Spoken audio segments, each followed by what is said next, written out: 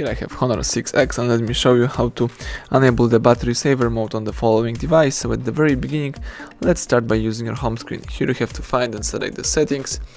So right here under device tab, let's choose the battery. And here we've got the battery information right here. You can see the battery usage details if you would like to.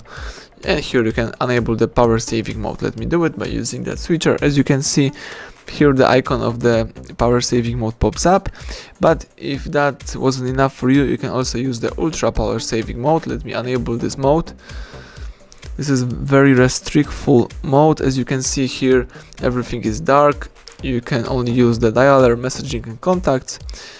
And if you would like to quit this mode, let's use this exit key, tap exit. And now you can use the normal mode of your device. So that's it. Thank you for watching. Please subscribe our channel and leave thumbs up under the video.